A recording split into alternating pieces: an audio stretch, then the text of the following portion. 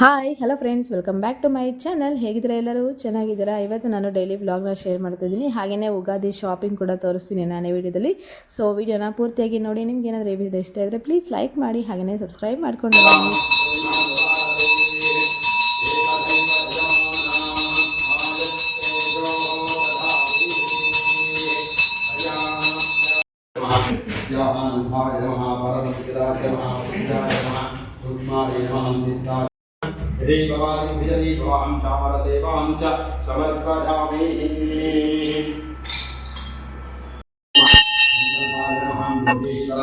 ಬೆಳಗ್ಗೆನೇ ಸ್ನಾನ ಎಲ್ಲ ಮುಗಿಸಿ ಪೂಜೆ ಮಾಡಿ ಟೆಂಪಲ್ಗೆಲ್ಲ ಹೋಗಿ ಬಂದೆ. ನಂತರ ಇಲ್ಲಿ ಮನೆ ಮೇಲೆ ಹೋಗ್ತಾಯಿದ್ದೀನಿ. ಮನೆ ಮೇಲೆ ಬಟ್ಟೆ ಇತ್ತು. ನೋಡ್ಬೋದು ಬೆಳಗ್ಗೆನೇ ಎಷ್ಟೊಂದು ಬಿಸಿಲು ಬಂದುಬಿಟ್ಟಿದೆ ಅಂತ. ಸೊ ತುಂಬಾ ಬಿಸಿಲಿರುತ್ತೆ. ಮಾರ್ನಿಂಗ್ 7:30 8 o'clock ಎಲ್ಲ ಸ್ಟಾರ್ಟ್ ಆಗಿಬಿಟ್ಟಿರುತ್ತೆ. ನಾನು ಮಕ್ಕಳ ಬಟ್ಟೆ ಎಲ್ಲ ಹಾಕಿದ್ನಲ್ವ, ಸೊ ಮನೆ ಮೇಲೆ ಹಾಕಿದ್ರೆ ಬೇಗ ಒಣಗಿಬಿಡುತ್ತೆ. ಇಲ್ಲಾಂದರೆ ಮನೆ ಹತ್ರ ಹಾಕೋಕ್ಕೆಲ್ಲ ಜಾಗ ಇರಲಿಲ್ಲ. ಸೊ ಹಂಗಾಗಿ ಮಕ್ಕಳಿನ್ನೂ ಮಲಗಿದ್ರಲ್ವ, ಸೊ ಎದ್ದು ಆಲ್ರೆಡಿ ಆಡ್ತಾಯಿದ್ರು. ನಾನೆಲ್ಲ ಪೂಜೆ ಎಲ್ಲ ಮುಗಿಸೋಷ್ಟ್ರಲ್ಲಿ ಎದ್ದಿದ್ರು. ನಮ್ಮ ಹಸ್ಬೆಂಡ್ ಇದ್ರಲ್ವ, ಅದಕ್ಕೆ ಹಂಗೆ ಬಟ್ಟೆಗಳಂಗೂ ತೊಗೊಂಡೋಗ್ಬಿಡೋಣ ಅಂತ ಬಂದೆ ನಾನು.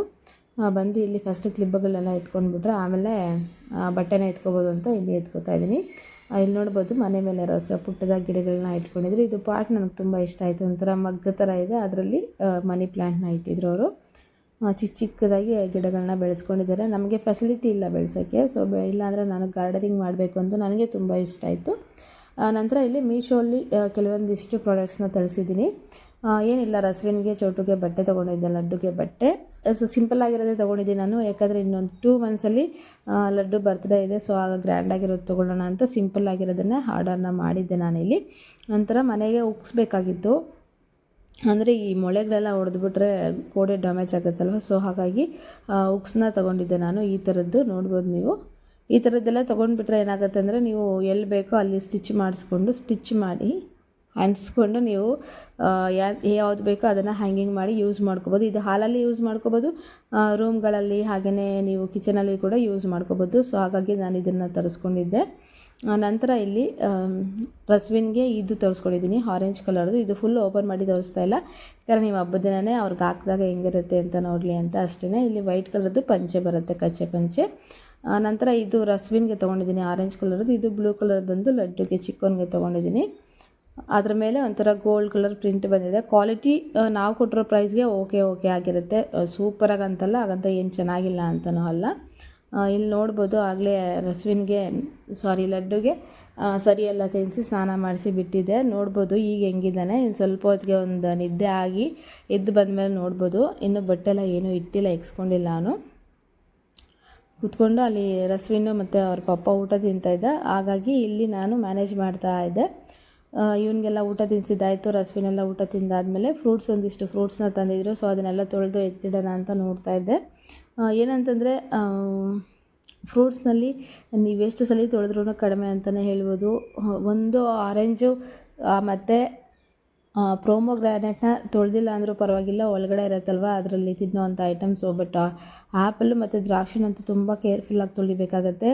ನೀವು ದ್ರಾಕ್ಷಿನ ಸುಮ್ಮನೆ ಹಾಗೆ ನೀರಲ್ಲಿ ತೊಳೆದ್ರೆ ಚೆನ್ನಾಗಿರೋದಿಲ್ಲ. ಏನು ಮಾಡಬೇಕು ಅಂದರೆ, ಒಂಚೂರು ಉಪ್ಪು ಹಾಕಿ ಉಪ್ಪು ನೀರಲ್ಲಿ ಹಾಕ್ಬಿಟ್ಟು ತೊಳೆದ್ರೆ ಚೆನ್ನಾಗಿರುತ್ತೆ. ಇದರಲ್ಲಿ ತುಂಬ ಪೆಸ್ಟಿಸೈಡ್ಸ್ ತುಂಬ ಹೊಡಿತಾರೆ ದ್ರಾಕ್ಷಿಗೆ. ಸೊ ಹಾಗಾಗಿ ದ್ರಾಕ್ಷಿನೂ ಇದು ಅಷ್ಟೇ, ಆ್ಯಪಲ್ಲು ಅಷ್ಟೇ. ಆ್ಯಪಲ್ ಮೇಲೆ ತುಂಬಾ ಪೆಸ್ಟಿಸೈಡ್ಸ್ ಇರುತ್ತೆ. ಸೊ ಹಾಗಾಗಿ ಆ್ಯಪಲ್ನ ದ್ರಾಕ್ಷಿನ ತುಂಬ ಕೇರ್ಫುಲ್ಲಾಗಿ ತೊಳಿರಿ. ನೋಡಿ ಇಲ್ಲಿ ತೋರಿಸ್ತಿದಲ್ಲ, ಇದು ವೈಟ್ ಆಗಿದೆಯಲ್ಲ.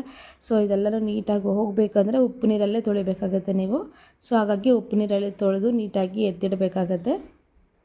ನಾನು ಅಷ್ಟೇ, ಫಸ್ಟ್ ಒಂದ್ಸಲ ತೊಳೆದು ಇಟ್ಟಿರ್ತೀನಿ, ತೊಳೆದು ಒರೆಸಿ ನೀಟಾಗಿ ಎತ್ತಿಡ್ತೀನಿ. ಆಮೇಲೆ ಮಕ್ಕಳು ಕೇಳಿದಾಗ ಇನ್ನೊಂದ್ಸಲ ಕೊಡ್ತೀನಿ ನಾನು.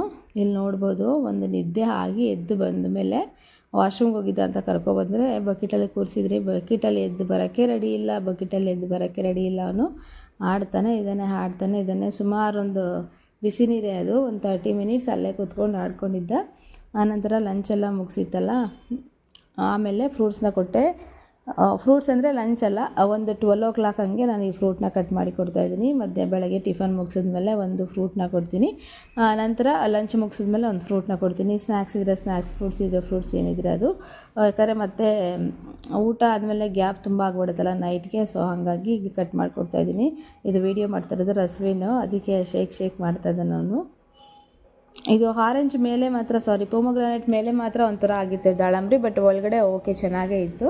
ಅದನ್ನೇ ಕಟ್ ಮಾಡಿ ನೋಡಿದೆ, ಚೆನ್ನಾಗೇ ಇತ್ತು. Taste wise also good. So ನಾನಿವಾಗ ರಸ್ವಿನ್ಗೆ ಬಿಡಿಸಿಕೊಟ್ಟು ಇದರಲ್ಲೇ ಸ್ವಲ್ಪ ಇವನು ಕೂಡ ಇಂಟ್ರಡ್ಯೂಸ್ ಮಾಡಿಸ್ತಾ ಇದ್ದೀನಿ. ಲಡ್ಡುಗೆ ಕೂಡ ಸ್ವಲ್ಪ ಸ್ವಲ್ಪ ತಿನ್ನಿಸೋದನ್ನು. ಇವಾಗ ಏನಂದರೆ ದೊಡ್ಡವನಿಗೆ ತಿನ್ನಿಸಿ ಕೈಯಲ್ಲಿ ನಾನು ಎತ್ತಿ ತಿನ್ನಿಸಿ ಅವ್ನು ತಿನ್ನೋಕ್ಕೆ ರೆಡಿ ಇಲ್ಲ. ಪ್ರತಿಯೊಂದೂ ನಾನೇ ತಿನ್ನಿಸ್ಬೇಕು, ಊಟನೂ ನಾನೇ ತಿನ್ನಿಸ್ಬೇಕು. ಇಷ್ಟು ವರ್ಷ ಆದರೂ ಕೂಡ ಊಟನೂ ನಾನೇ ತಿನ್ನಿಸ್ಬೇಕಾಗತ್ತೆ. ಆಮೇಲೆ ಫ್ರೂಟ್ಸ್ ಆದರೂ ನಾನೇ ತಿನ್ನಿಸ್ಬೇಕು, ಪ್ರತಿಯೊಂದು ನಾನೇ ತಿನ್ನಿಸ್ಬೇಕು. ಅದಕ್ಕೆ ಚಿಕ್ಕವನಿಗೆ ಆ ಥರ ಆಗೋದು ಬೇಡ ಅಂತ ಅವನಿಗೆ ಕೊಟ್ಬಿಡ್ತೀನಿ. ಅವನೇ ಎತ್ಕೊಂಡು ತಿಂತಾಯಿದ್ದ, ನೋಡ್ಬೋದು ಅವನ ಎಕ್ಸ್ಪ್ರೆಷನ್.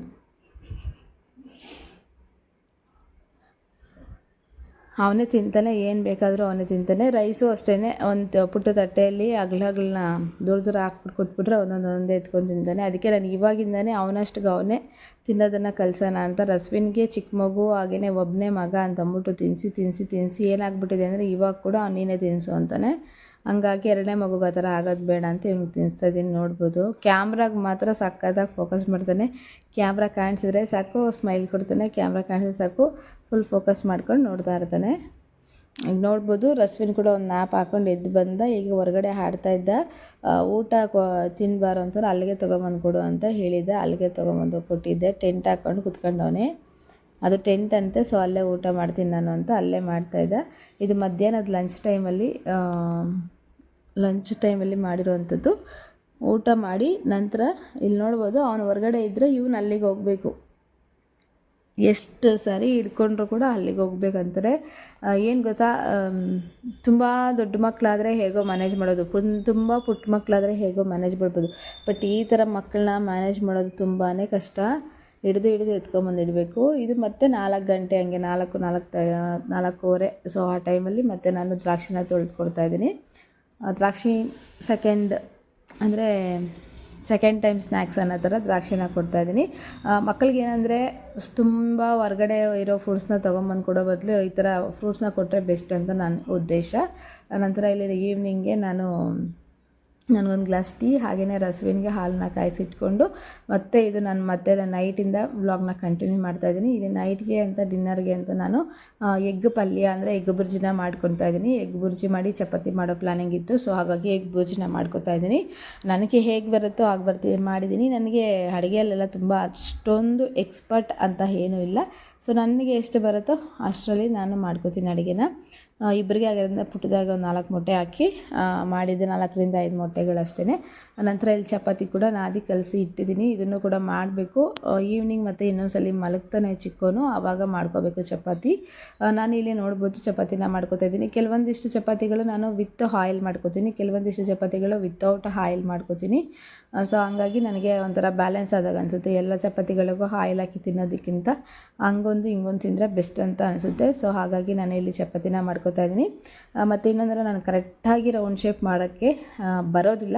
ಎಷ್ಟು ಬರುತ್ತೋ ಅಷ್ಟನ್ನ ಮಾಡ್ಕೊಂಡಿದ್ದೀನಿ, ನೋಡ್ಬೋದು. ಮತ್ತು ಮೀಶೋ ಬಟ್ಟೆ ನಾನು ಫುಲ್ ಕ್ಲಾರಿಟಿಯಾಗಿ ಯಾಕೆ ತೋರಿಸಿಲ್ಲ ಅಂದರೆ ಅದು ಹಬ್ಬದ ದಿನ ಹಾಕ್ದಾಗೆ ನೋಡಲಿ ಅಂತ ತೋರಿಸಿಲ್ಲ. ನೀವು ಹೆಂಗೋ ಹಬ್ಬದ ಬ್ಲಾಗ್ ಹೆಂಗೋ ನೋಡ್ತೀರಲ್ವ, ಸೊ ನಿಮಗೆ ಅದರಲ್ಲಿ ಗೊತ್ತಾಗುತ್ತೆ ಹೆಂಗಿದೆ ಅಂತ. ಇಷ್ಟು ಊಟ ಎಲ್ಲ ಪ್ರಿಪೇರ್ ಮಾಡಿ ತಿಂದಾದ ನಂತರ ಇದು ನೈಟು ಒಂದು ಕ್ಲಿಪ್ಪಿಂಗ್ನ ಹ್ಯಾಡ್ ಮಾಡ್ತಾಯಿದ್ದೀನಿ. ನೋಡಿ, ಇಷ್ಟೇ ಇವತ್ತಿನ ವ್ಲಾಗ್. ಮತ್ತೆ ನಿಮಗೆ ಸಿಗ್ತೀನಿ. ಅಲ್ಲಿವರೆಗೂ ಟೇಕ್ ಕೇರ್, ಬಾಯ್, ನಮಸ್ಕಾರ.